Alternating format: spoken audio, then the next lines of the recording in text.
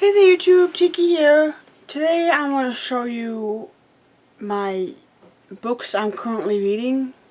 So I have, okay, first off, it's the V.C. Andrews Wildflower series.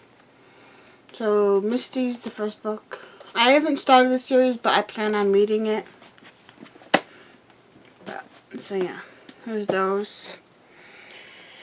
This one, Misty, is actually, it says, all Misty ever wanted was a normal family, but like so many others, Misty's parents didn't stay together. Now they use Misty to hurt each other, to deliver tiny cruelties in the endless stream. Misty knows her parents might love her, but Misty has an unspeakable secret that burns in the core of her very being. She hates them.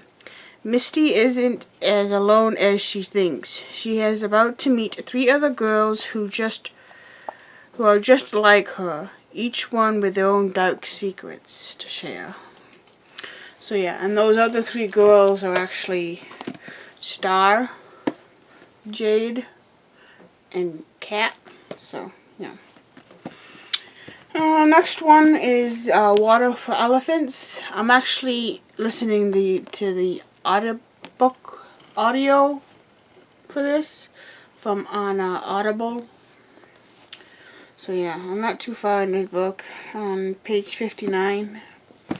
It's pretty good so far from what I heard from the audio. Next book is the Teacher Who Couldn't Read by John Corcoran.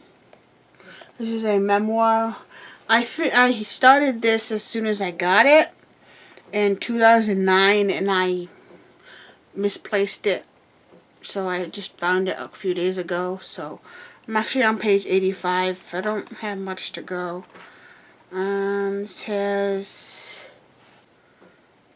236 pages, so it's not bad. I'm all finished. Another book that I found recently that I was in the middle of, that I started I don't know how long ago, but it's A Child Called It by Dave Peltzer. This one says A Child Called It is an unforgivable account of one of the most severe child abuse cases in California history. It is the story of Dave Peltzer, who was brutally beaten and starved by his emotional, unstable, alcoholic mother. A mother who played torturous, unpredictable games that left him nearly dead. He had to learn how to play his mother's games in order to survive, because she is no longer considering him as a son, but a slave, and no longer a boy, but an it. Dave's bed was an old army cot in the basement, and his clothes were torn and raunchy. When his mother allowed him the luxury of food, it was nothing more than spoiled scraps that even the dogs refused to eat. The outside world knew nothing of his living nightmare. He had nothing and no one to turn to, but his dreams kept him alive. Dreams of someone taking care of him, loving him, and calling him their son. And it says, through each struggle you find yourself enduring his pain, comforting his loneliness, and fighting for his will to survive. This compelling story will awaken you to the truth about child abuse and the ability we all have to make a difference. So yeah, this is pretty interesting so far and sad. So it's a good read. If you haven't read it, you should pick it up. Next one is Snakeroot by Andrea Kramer. I'm on chapter 2 for this.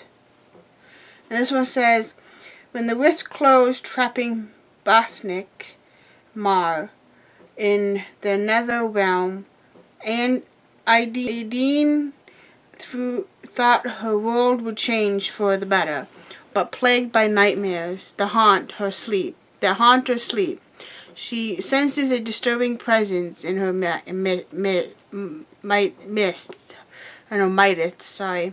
As Logan is relieved by Basque's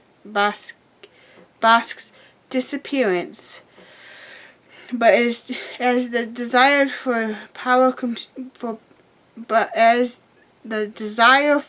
consumes him, he looks to Basque once more to regain his family's former glory.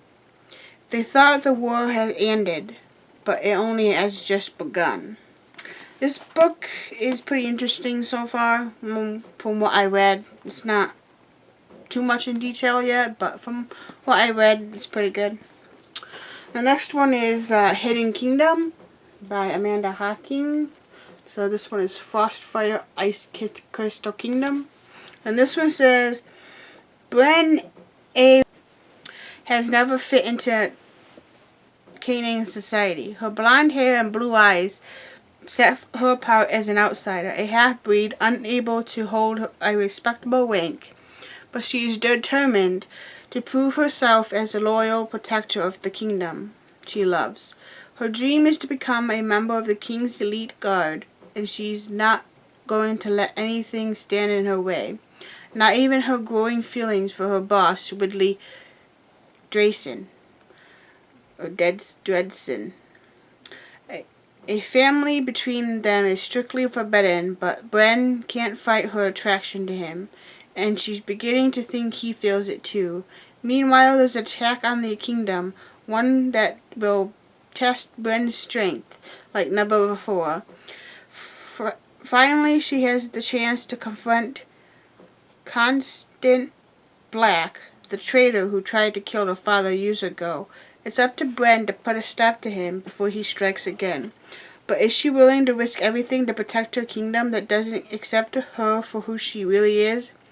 And when her mission brings her closer to Ridley, will she be able to deny her heart?